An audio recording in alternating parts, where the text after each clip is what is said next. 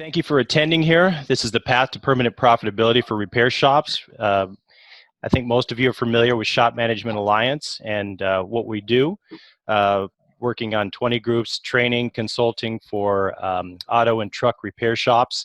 And this presentation is actually designed to introduce and also talk about some of the more advanced concepts in Profit First. So you're going to get an overview of Profit First, and then we're going to get into some of the nitty-gritty and the details. Always have to remind everybody, try not to multitask, please. I realize that lots of you are running your shops, running your businesses, and you got a lot of stuff going on, but I'm going to be covering a lot of stuff real fast. So try your best not to multitask. Put the phone away and not be checking emails. And then also write down what you want to get out of this event. So this is called cognitive priming. We've talked a little bit about that in the Shop Management Alliance on our calls.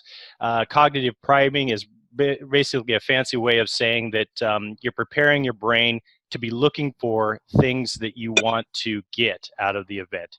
You activate the reticular activation system in your brain, and it's amazing. When you're looking for something, you usually will find it. So that's a way that you'll get more value out of the presentation. Also, take notes. Jot down any questions for later. I'll have my email address at the end of the presentation. I am more than happy to address any questions or elaborate on any of this. And we also have gotten some questions on whether this presentation is going to be available after the event. And yes, the presentation will be available once we get, just do some minor edits, clean it up. We'll have it on YouTube, and we'll send out a link to everyone who's on the call. And then be curious and enjoy this time. The more curious you are, the more you activate your brain plasticity, and that helps you learn. So with that, I'm going to go ahead and move forward here. So one of the things that really has been on everybody's mind around the world right now is COVID-19.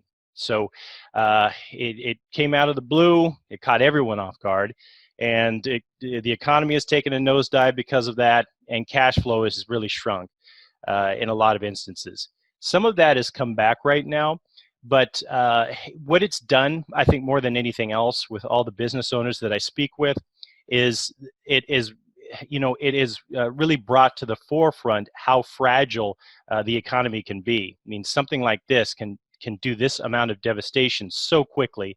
It really makes you rethink exactly what is, what's possible and what we have to look forward to. So a lot of business owners, they feel scared and stressed because their company wasn't prepared. And, this should not destroy all the hard work that you and your team have put into your business. So that's a big part of what we're going to cover today. So who am I? For those of you who don't know who I am, why am I qualified to talk about this? I actually, before I started my digital marketing company, I was in the financial services industry for 25 years. And in that time, I did literally hundreds of financial plans. And we did a lot of planning on the personal side. So, I felt really comfortable about the processes that I had for managing, personal finances and for instructing others on how to do that. But I didn't feel real comfortable on having a process for managing my cash flow in my business. And I thought I went around looking for a solution to that. And what I discovered was a book called Profit First. And it's a methodology, teaches a methodology that's transformed over 150,000 businesses. And I've personally been using it for 3 years with my business, and I've shared it with my clients. And I've actually gone on to, through the Shop Management Alliance, become certified as a Profit First professional. And what I found is that this system is perfect for the situation that we find ourselves in today with COVID-19. And when I talk with business owners who were running Profit First prior to and since COVID-19, they were much better prepared for what happened. So what are we really talking about here in terms of planning? When we're talking about planning, we're talking about a plan for prosperity in the new world. So are we going to go back? That's the big question right now. Is there a new normal? Are we going to go back to the way things were completely? Are we going to go forward into something that's going to be completely different than what we had before and what we have now? Who knows? But there are three things to focus on in making sure that your business is prepared and is positioned for whatever happens. One is redesigning your client and product mix. And that's going to be an interesting topic because Profit First, really, it will work for any type of business and any industry. And what I'd like to do is I'd like to really kind of narrow that down so that we can talk about our specific industry and work on how these ideas are going to transfer to our industry. Two is restructuring. So restructuring your business to be profitable with a new client product mix, and then growing, never again having to deal with a situation like this. So we always start with mindset. Those of you who are part of the Shop Management Alliance, you know we talk a lot about mindset. We talk about internal versus external locus of control. And one of the things that really tests you is when you come into a situation like this. So, I think Wayne Dyer said it. He said, if you squeeze a grapefruit, you'll always get grapefruit juice. And it's like if you squeeze a person by putting them under stress, their true nature comes out. So it's not like something else is going to come out. It's who you truly are when you get squeezed. So your mindset can go three ways. One mindset is, okay, let's grow. That's the green arrow on the top. And that mindset we're going to talk a little bit more about in a minute. And then, or you can do just the subsistence mindset, which is the yellowish arrow that kind of goes up and down, which is marked by status quo, denial. And then there's the fear and panic. If you get into fear and panic, you can see the red arrow just goes down. And that's when your business basically folds up. So you've got two choices. One is being interested in growing. So if you're interested in growing, then you do it when it's convenient. You do it when it's easy. You are prone to excuses, why you can or you can't do it. Your past always determines your actions. And you tell yourself rational lies, which basically is saying you're rationing lies to yourself. And your favorite word of someone who's only interested in growing is should. I should do this, I should do that. If you're truly committed to growing, then the whole mindset is different. The truly committed to growing mindset is I'll do whatever it takes. You keep your why in front of you because why is where the motivation comes from. Whenever you lose that motivation, if you go back to your why, and again, we've talked a lot about why and Simon Sinek's work in the Shop Management Alliance as well, because it's very powerful to get your emotional motivation back. And in spite of the fear and discomfort, you take action. Zero excuses, your past doesn't matter, and your favorite word is must. I love the quote from Tony Robbins. He says, if I can't, then I must. That's what he says whenever he comes up with a negative thought that's in his head. So the question is, are you committed to adopting a mindset of redesigning, restructuring, and growing your business? You can take the red pill or the blue pill for people who are Matrix fans. So what can derail you in this process? So the voice inside your head can derail you in this process. So you've got a couple of options. So if you have a comfort zone mindset, then it's status quo. Someone who has the status quo mindset can be heard saying things like, our company hasn't been that affected. What they're saying doesn't apply to us. So it doesn't apply to us. Well, we've seen what happened in the global economy. We've seen what's happening all around us. To put our heads in the sand and pretend that it's not happening to us, that's just not a rational way to operate. And then there's a fear-based operation. So fear is the opposite end of the spectrum. That's out in the red circle in the very outside. And that type of person who's in the fear mindset can be heard saying, what they're saying will never work. It can't be that simple. Always finding fault with whatever is being presented. And of course, by now you've realized what we're really looking for is we're looking to be in the growth zone. The growth zone is a mindset that says this is an opportunity. It's a mindset that says everything is an opportunity. And if I continue to look for what I want, it's out there and I'm going to find it. We have to adapt and take advantage of this. So step one is redesigning your client product mix for the new world. So one of the examples I always use is Amazon. And successful businesses, they only do two things. One is successful businesses solve problems. And two is they add value to their customers' lives. It's that simple. They do those two things. The world may have changed, but this will never change. And The reason why I like Amazon is, I've shared this story with a few of the, the LLC members, and I think it's a really powerful story on Amazon. Does anybody know who that guy is right there? Jeff Bezos? Coming from TV. Yeah, the founder and the CEO of Amazon. His net worth just went over $200 billion. Amazon is a $1.5 trillion company. Um, One of the things that he did a while back, and if you really are interested in learning the mindset of someone who's really a genius at looking into the future and running a business that is future based, take a look at the letters to shareholders from Amazon. And if you look at the letters to shareholders, one of the things that they've always focused on is they've always focused on doing three things.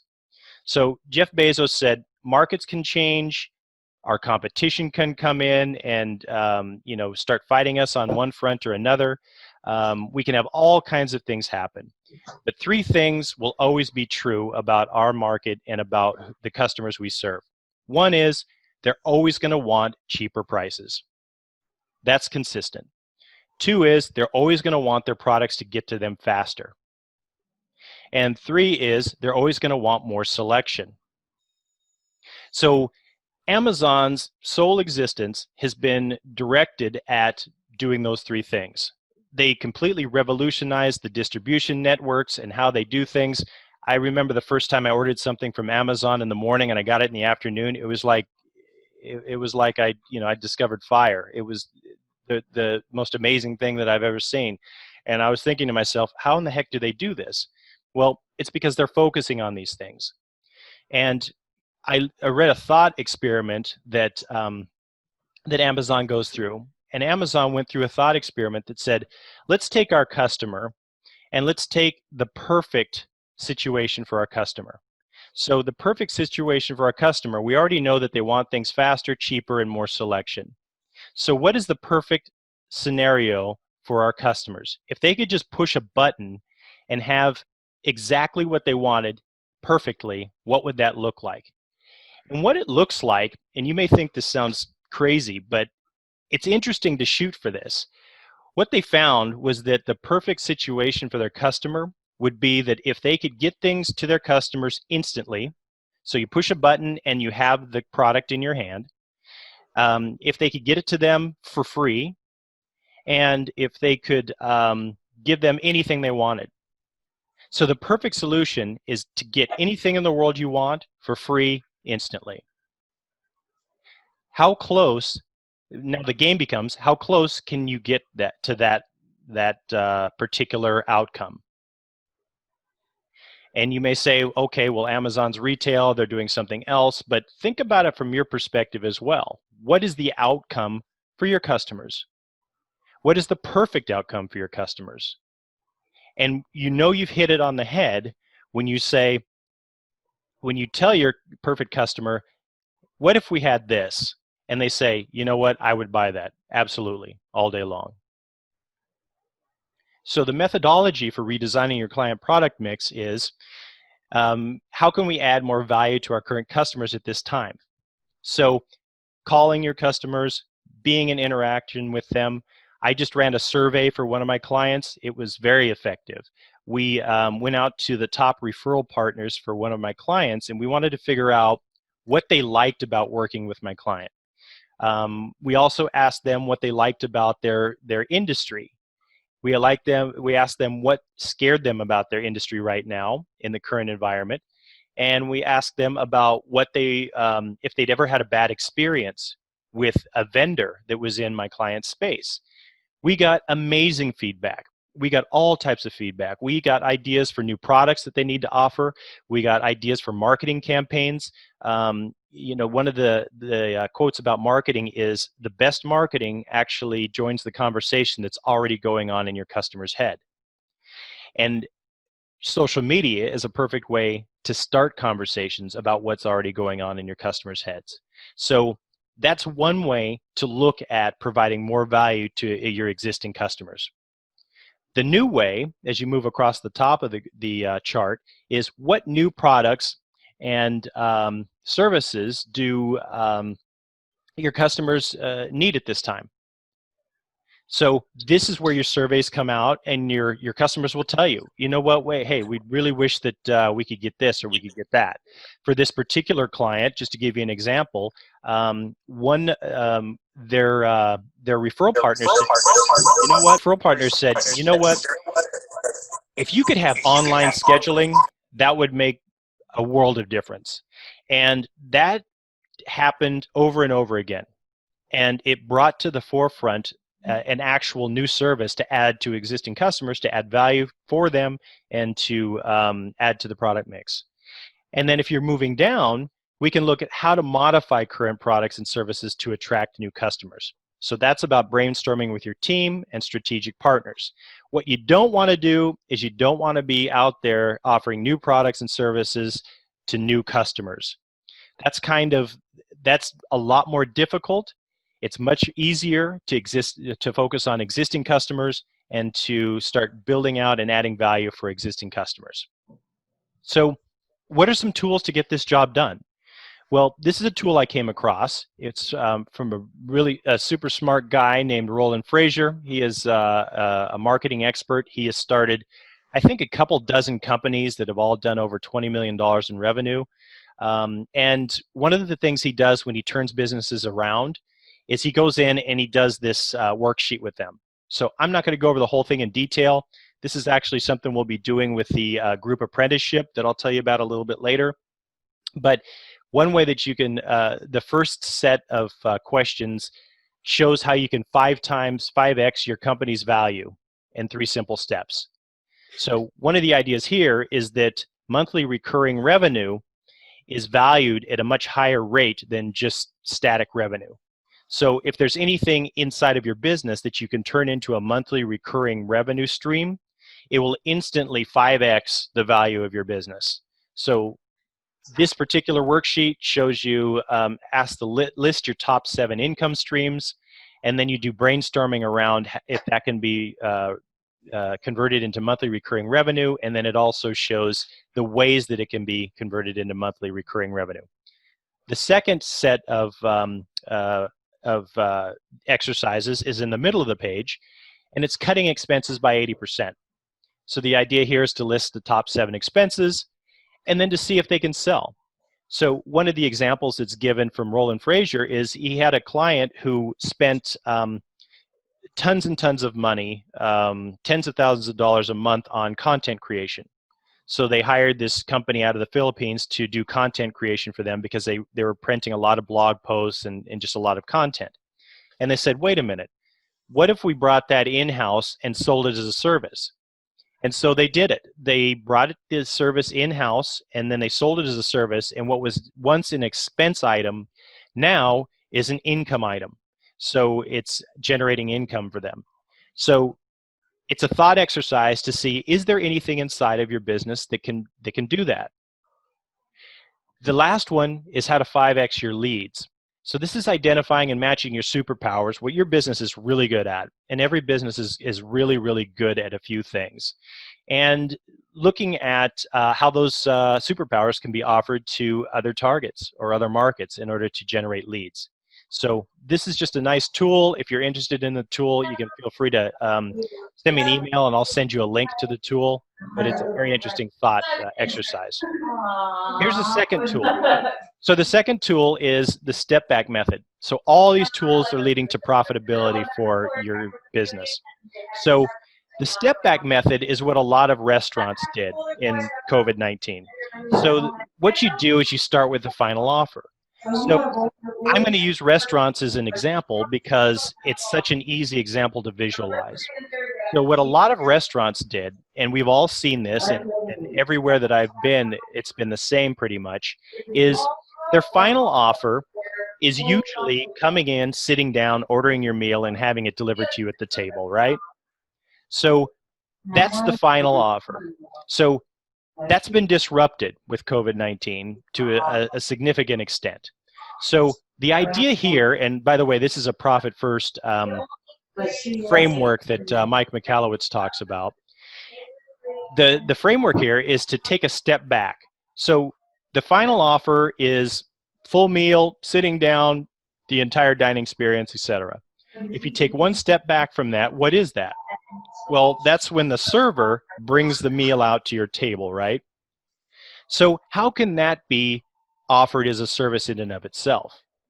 And restaurants were clever, and they figured it out. They said, well, what we can do is we can actually have the meals prepared, and then we can either deliver it. So we can use, Uber Eats or Postmates or whatever, or deliver it ourselves. And we can get them the meals. But since they can't come into the restaurants and eat the meals, we're going to deliver it to them. So that's one way they package that as a service in and of itself. What's a step back from that? Well, the step back from that is actually preparing the meals. So you've got the chef or whoever's in the back in the kitchen preparing the meals. So they, got clever and said, well, how can we make that into a service in and of itself? So what some of the clever restaurants did is they said, you know what, people have to stay at home a lot more, and they're getting bored. Why don't we package all of the ingredients together and make a video and sell them the ingredients as a kit, and then the video, and they will show them how to make their meals at home. So now it becomes a family experience. It's something they can sell, and it's something that's a unique product for them. Okay, so what's the next step back from that? So the next step back from that is actually getting the ingredients so they can make the food. So that's all part of the kit. So it's like, hey, we'll get all the ingredients for you, and we'll make the kit, and now you can buy the kit and you can make it yourself. Okay, what's the step back from that? The step back from that is, all right, how did we create the menu for the restaurant? So we created the menu, then we bought the ingredients, then we made the food, then we delivered the food. Now you have your experience. So a lot of other super clever restaurants said, all right, why don't we create a cookbook with all of our favorite recipes from all the favorite meals that our customers like, and we'll sell the cookbook. So what they've done is they've actually monetized each step of their process.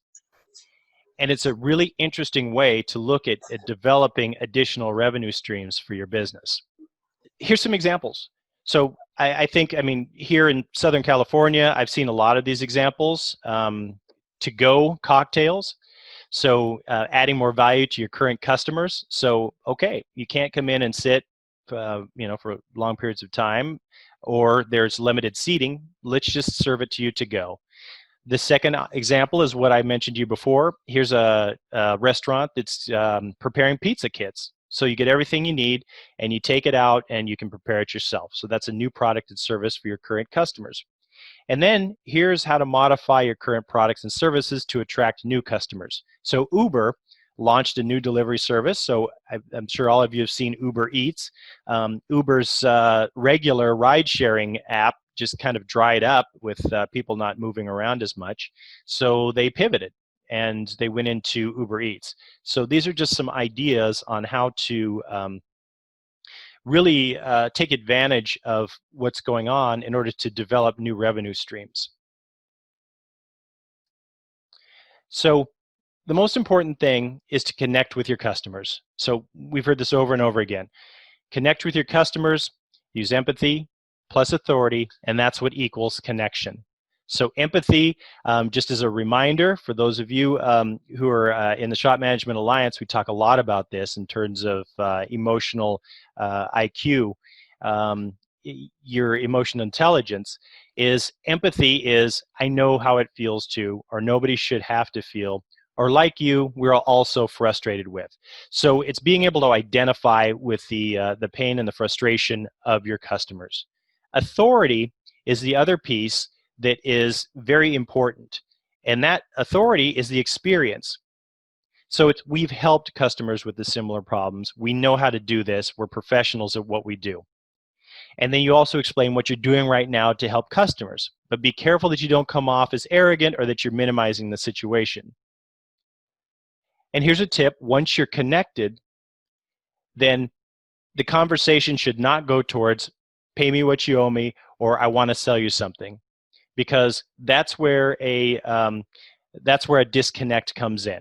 That's where you can break the rapport. The conversation should go in the direction of what are your problems and challenges and obstacles? what worries you, and would give you confidence and peace of mind in this situation.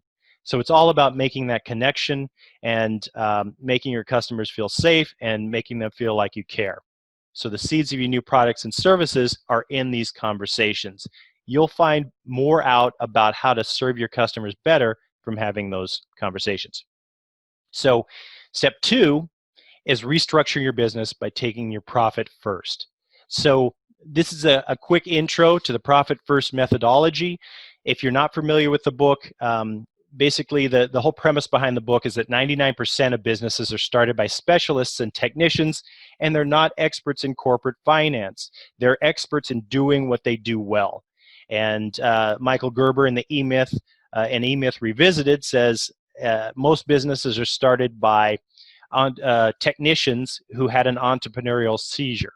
So they don't know how to run a business. They know how to do a specific skill or deliver a specific service very well.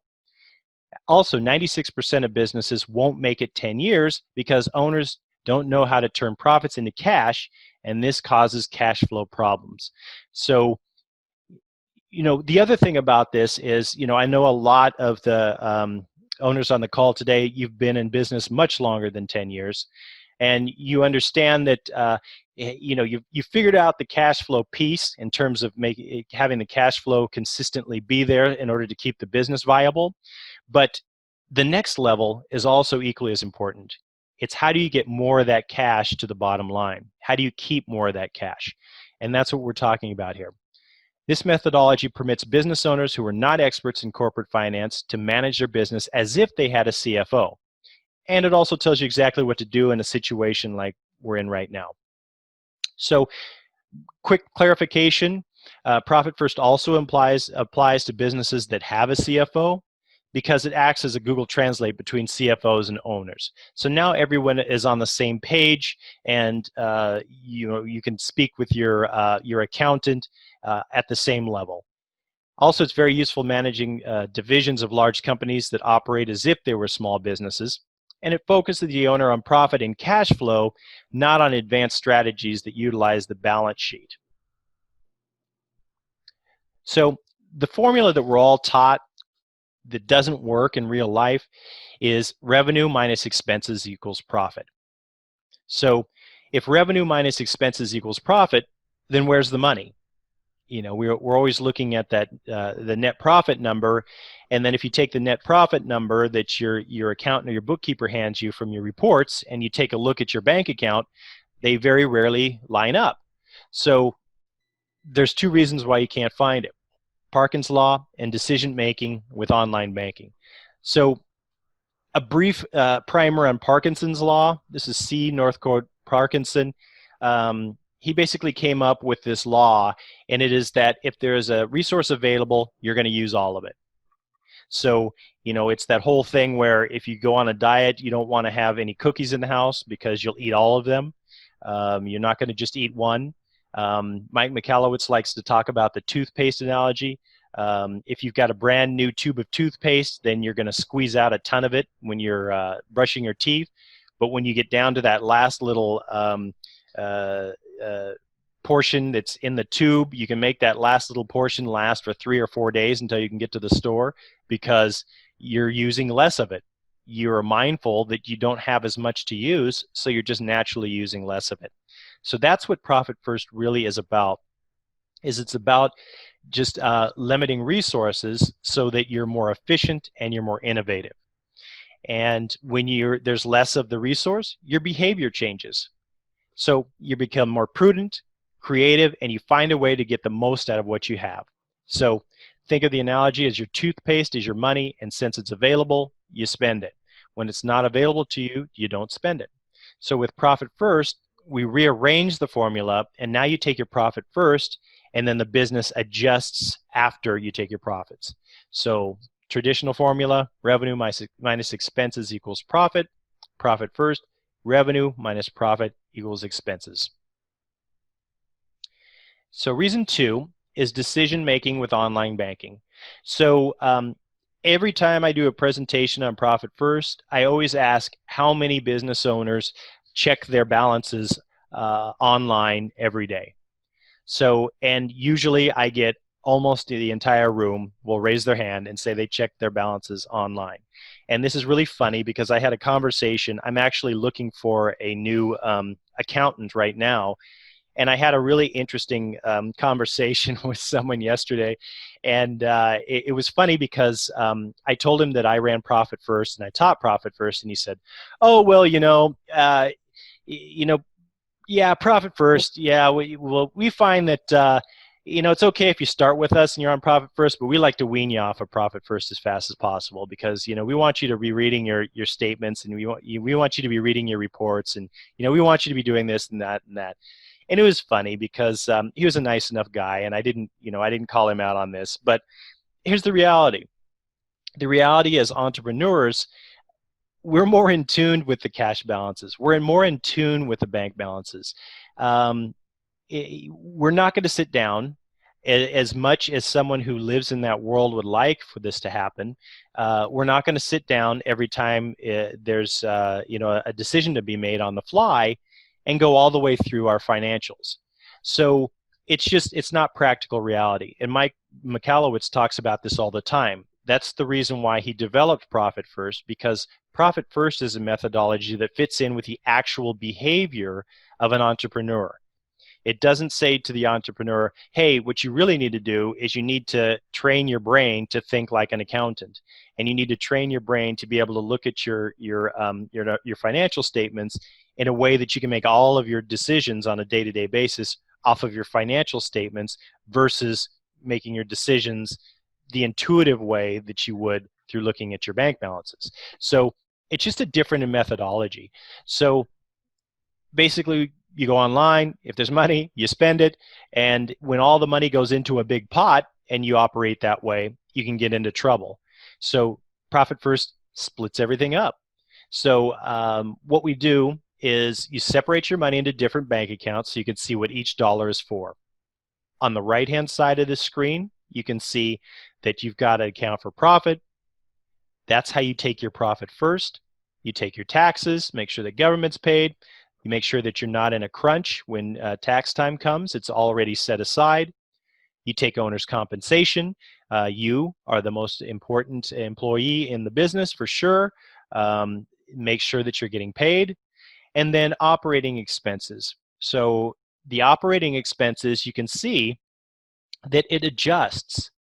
So I'm going to have another example here a little bit further in the presentation about how this works when a situation like COVID-19 happens. But right now, I'm just going to preview this for you a little bit.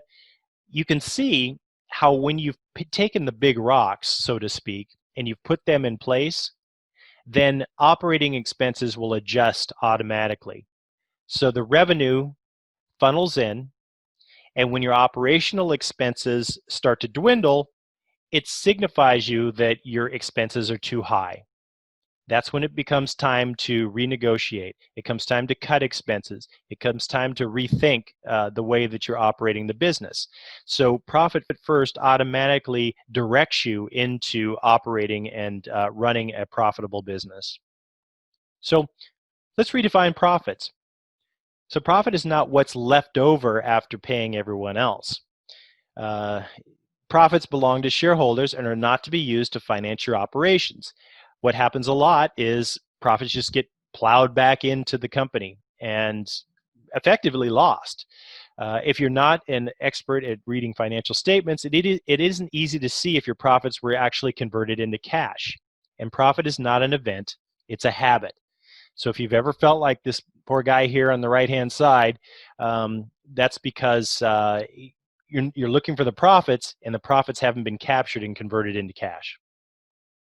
So how do you implement Profit First? So first of all, you evaluate the business with the Profit First. So one of the things that we do in the apprenticeship is we go through and do the analysis. So this is the Profit First profit evaluation.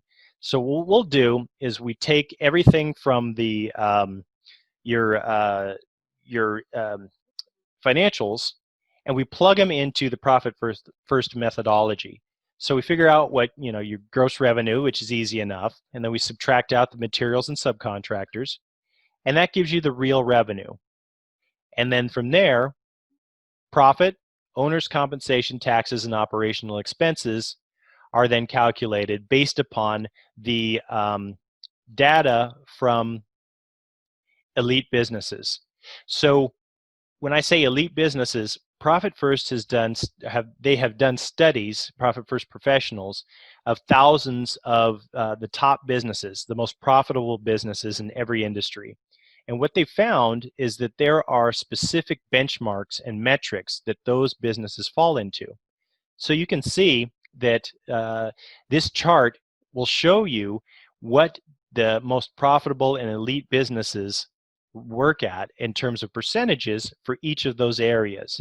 And then, so if you go under the real revenue range in that chart, and you just follow that chart across to where your revenue is, and your revenue isn't going to be your real revenue. Your real revenue is actually going to be less than your top line revenue. But this is going to give you kind of a benchmark and a brief snapshot of what you're looking at.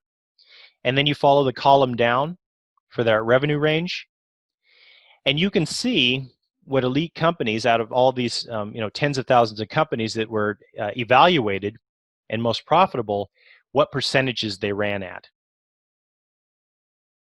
So this column with real income of 1.1 million basically should have about 10% allocated towards profit, 10% towards owner's pay, 15% towards tax, and 65% towards operating expenses. And of course, this adjusts as market conditions adjust and as revenue adjusts. And then the next step is establishing goals and taking action. So once you figure out where you are, you figure out where you should be based upon the elite company's profit or allocations, then all becomes a simple calculation of saying, okay, what needs to happen here? Okay, well, we need to increase profit, we need to reduce owner's comp, we need to increase taxes in reserve, and then we need to reduce operational expenses. So it gives you a nice little dashboard and instructions on how to do that. So how did this particular company respond to COVID-19 with Profit First? So this is an actual case study of a Profit First client. And what this methodology did was it act for a guide of what to do. So it wasn't the owner's gut feeling or instincts. There was no getting caught up in the panic and everything that was going on. It was just saying, okay, well, everything adjusted. So we went from gross revenue of 2.1 million down to 1.2, 1.3 million. So the materials and subcontractors also adjusted. So the real revenue also adjusted downward. So profit is still being taken out, but it was adjusted downward. Owner's comp, taxes, still the same because they're percentages. And then operational expenses. So this is the reality. So the operational expenses now have been adjusted. So what does that mean? What that means is instead of doing the mad scramble for finding additional revenue sources and other more difficult solutions to implement, the solution now comes into, okay, how can we be more lean and more effective on the operational expenses side? This is what we have to work with. This is what's left in the tube of toothpaste. How can we squeeze this tube of toothpaste to make sure that we can make it until have enough of a runway to make it until the situation turns around, or make it until basically we come up with alternate solutions in terms of building other services and products. So once again, be careful with the voice in your head. The voices can be like, our company hasn't been affected. What they say doesn't apply to us. What they're saying will never work. It can't be that simple. That's one of the reasons why Profit First was developed, is because everyone needs a coach to help them through this process. And one of the quotes I really like is, lots of times it's easier to make something 10 times better than to make it 10% better. That's Astro Teller. Astro, yes, is his name, Astro Teller. He's the CEO of the Google X Foundation. What they are tasked with at Google is doing moonshots, which is a fancy way of saying that they are responsible for coming up with impossible projects or projects people think are impossible and then figuring out a way to do them. So it's just a different way of thinking about things. So what I'd like to get into now is I just want to talk a little bit about the Profit First hands-on group apprenticeship. So what we're going to be launching is a group apprenticeship, and we've been talking about this for a while, but we had to really make sure that everything was in place. Now it is in place. We've got the platform set up and everything is ready to go. So I just want to talk to you a little bit about this. This is the apprenticeship where we're going to take a group of shop owners through the process. It's going to be all about Profit First, and then we're going to have some additional modules that I'll share with you here. The structure is it's going to be 8 90-minute group training sessions, and those training sessions are, there's a learning component. There's also a component where we go over the assignments from the previous meetings, and then we do Q&As, and then we tee up the assignments for the next meeting. So it is definitely hands-on. You're going to come out of this with lots of materials and tools and just metrics so that you can do this tracking and also have the Profit First plan fully implemented. We've actually set up a customized learning and scheduling portal. So you have your own login to the portal, and that's where you get your worksheets, you get your email reminders, your surveys, lesson assignments, and financial analysis tools like our cash flow forecasting tool. All of that is going to be in the portal. And you also get 3 50-minute one-on-one coaching sessions with your certified Profit First professional. That's yours truly. So you can actually go in and just schedule right from the portal, and it pulls up my calendar. You just pop the time in there that you want to speak, and it's all done right through the portal. And the areas that we're going to cover in the apprenticeship are the Profit First overview. So we'll go through the overview in a little bit more detail so you understand it. It's helpful if you've read the book, but if you haven't read the book, the overview will cover all of the salient points from the book. And then the instant business assessment. We're going to help you run your instant assessment to find out exactly how your shop measured up to the other elite businesses with the same revenues. So we're going to help you calculate your real revenue.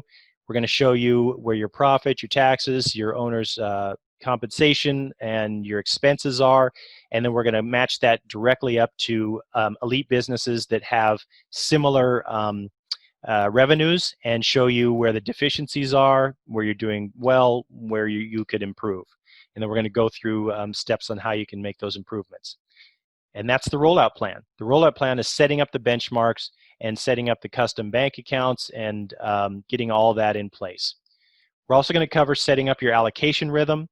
One of the things that helps you customize this system so that it works for you and your business is you're going to customize when your allocations happen.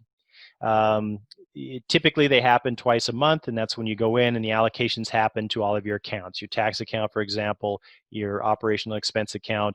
It's allocating the money out of your income account and then into your other Profit First accounts. We're also going to do cash flow forecasting. I found this tool that was really interesting. I actually sat in on a training, and this training was about reading financial statements. And I realized a lot of people aren't really excited about that, but I did go to a 2-day training on reading financial statements. And one of the best things I got out of this training was a cash flow forecasting tool. And the example that they went through was amazing because the example was about a business that got hit. I think they had 60% of their revenue was gone when they got hit by COVID. So what they had to do is they had to kind of do some triage. They had to figure out how to build out their runway. So they use this tool. It's a spreadsheet and a methodology and a process, and they use the tool to build out their runway.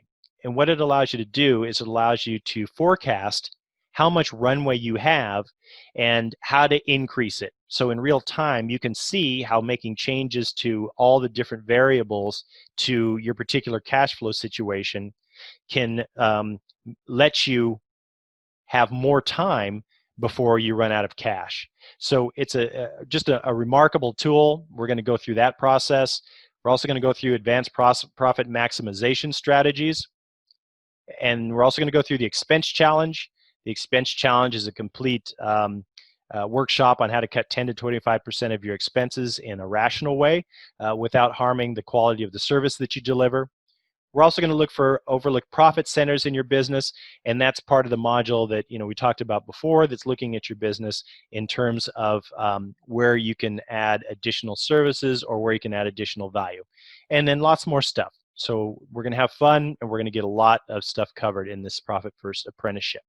So step 3 is growing your business. So what you decide now really is going to determine your destiny. So in a few years, you have a story to tell. We're going to keep going along this road. I got to tell you, I didn't want to get political, and I promise I'm not going to get super political. But I just saw the article about Nancy Pelosi and getting her hair done in a shop, having them open the shop for her that was closed so that she could get her hair done. And it's become increasingly apparent to me that politicians, for the most part, are having a field day with this thing, because whenever there's fear, you can get compliance. And no matter what's happening now and how far we get beyond what's happening now, I think there's always going to be that, since politicians have seen the power that they can get from this particular situation, we've got to be prepared for it as business owners. We've got to be prepared for constant resurgences of whatever is going to be around, more fear being promoted through media and more fear being promoted from all different areas. And unfortunately, what happens is when there's fear and panic, people don't like to spend money. Commerce slows down. It's just a natural progression of how we operate in behavioral economics. So what I'm doing and what I'm kind of shouting from the rooftops is, let's really look at how we do business now. Let's look at how we allocate profits now. Let's look at the services that we provide. Let's look at let's look at what are other options that are available to us, because I don't think things are going to go back to the way that they were before. I think things are going to morph. They're going to be a little different, and that's okay as long as we're prepared for it. So there's the fear and panic. There's status quo, just saying, okay, well, I'm just going to put my head down and block and tackle, but I'm not really looking at new opportunities. And then there's the growth. So in growing, there's redesigning. There is getting into communication with your customers. There is staying ahead of the curve. There is exploring new opportunities. And that can be hard. And it can also create some cultural change. It can also create some new opportunities. And I think that's really where we need to be focused, is focused on those new opportunities. So again, here's Morpheus from the Matrix. Are you interested in growing, or are you committed to growing? So, basically it's about doing whatever it takes, getting back into the why, and in spite of fear and discomfort, you're consistently taking action. No excuses. Your past doesn't matter, and your favorite word is must. We must do this. And, the question that's going to determine your destiny is, who are you going to be? In the final analysis, who are you going to be? Where is your business going to be? So with that, that kind of wraps things up here. I am happy to answer any questions that you have. And if you would like more information on the apprenticeship, or more information on Profit First, or anything that I've mentioned in this presentation, please contact me. I'm at Chris@shopmanagementalliance.com.